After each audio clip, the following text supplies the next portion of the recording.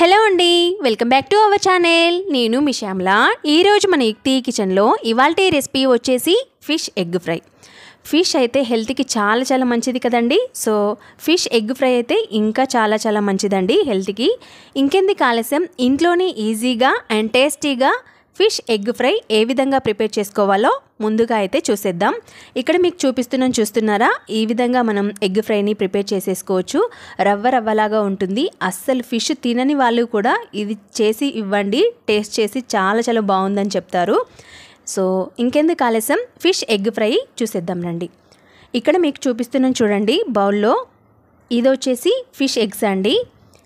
So మనం fish ఎగ్స్ని తీసుకొచ్చుకున్న తర్వాత కాస్త సాల్ట్ వేసుకొని ఒక 2-3 సార్లు కడిగి తీసుకోండి. మనకి ఎగ్స్ వచ్చేసి ఈ విధంగా ఉంటాయి. సో సాల్ట్ వేసి చక్కగా, కావాలనుకుంటే ఒక చెక్క నిమ్మరసాన్ని కూడా వేసేసుకొని చక్కగా ఒక 2-3 సార్లు కడిగి తీసుకోండి. నీచు వాసన అనేది రాకుండా ఉంటుంది. సో మనం ఫిష్ ఎగ్ ఫ్రై ప్రిపేర్ చేసుకోవడానికి స్టవ్ ఆన్ చేసేసుకొని స్టవ్ మీద ప్యాన్ పెట్టేసుకొని అందులోకి ఒక 2 టేబుల్ స్పూన్ల వరకు ఆయిల్ వేసుకొని, ఆయిల్ హీట్ అయిన తర్వాత అందులోనే 1 టేబుల్ స్పూన్ జీలకర్ర, 1 టేబుల్ స్పూన్ ఆవాలను వేసుకొని కాస్త చిటపటలాడాక 1/2 టేబుల్ స్పూన్ వరకు ginger garlic paste, 1/2 table spoon వరకు పసుపు వేసుకోండి. ఈ విధంగా కలుపుతూ పచ్చివాసన పోయేంత వరకు కూడా చక్కగా అల్లం వెల్లుల్లి పేస్ట్ని కలుపుకోండి. ఇలా కలుపుకున్న తర్వాత ఇప్పుడు మనం ఇందులోకి కడిగి తీసుకున్న ఫిష్ ఎగ్స్ని వేసేసుకోండి. ఫిష్ ఎగ్స్ని యాడ్ చేసిన తర్వాత ఈ విధంగా ఆయిల్లో చక్కగా కలుపుతూ ఉండాలండి. ఇలా మనం ఒక 2 మినిట్స్ పాటు చక్కగా కలుపుతూ ఉంటే ఆయిల్లో ఫ్రై అయిపోయి మనకి రవ్వలాగా వస్తుంది. ఇక్కడ చూస్తున్నారు కదా, ఈ విధంగా విడిపోతూ మనకి లాస్ట్లో మనకి రవ్వలాగా వస్తుందండి. సో కాస్త మీడియం ఫ్లేమ్లో పెట్టుకొని చక్కగా అందులో పచ్చిదనం అనేది అంతా పోయేంత వరకు కూడా మనం చక్కగా వేపుకోవాలండి ఫిష్ ఎగ్స్ని. చూస్తున్నారు కదా, ఈ విధంగా అయితే చక్కగా కలుపుతూ ఉండండి. సో మనం కాస్త ఓపిక చేసుకొని ఒక 2-3 నిమిషాల పాటు చక్కగా కలుపుతూ ఉంటే మనకి రవ్వ కన్సిస్టెన్సీ లాగా వస్తుందండి. లైక్ సూజీ రవ్వ ఉంటుంది కదా, ఆ కన్సిస్టెన్సీలో అయితే వస్తుంది. సో నేను ఇక్కడ చూస్తున్నారా, 3 నిమిషాల తర్వాత మనకి వేగిపోయి ఈ విధంగా రవ్వలాగా వస్తుందండి. సో ఇంకా వేపుకోవాలి దీన్ని.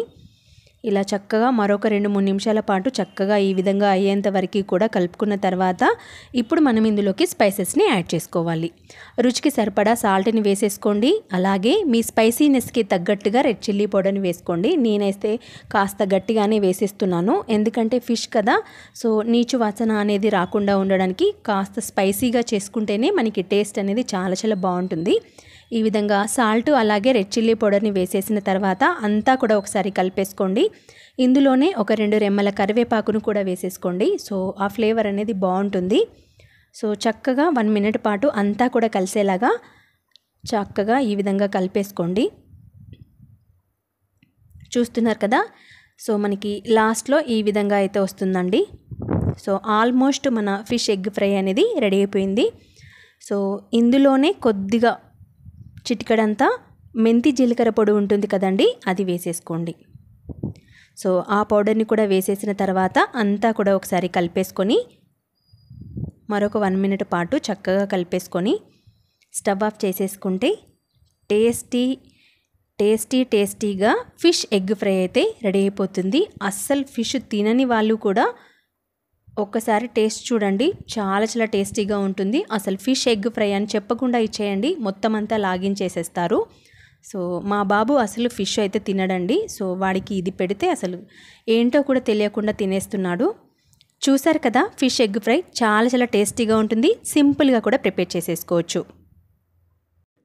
చూసారు కదండి ఇవాల్టి రెసిపీ ఫిష్ ఎగ్ ఫ్రై ఏ విధంగా ప్రిపేర్ చేసుకోవాలో. ఈ వీడియో కనుక మీకు నచ్చినట్లయితే ప్లీజ్ లైక్ అండ్ షేర్ చేసేయండి. Thank you for watching.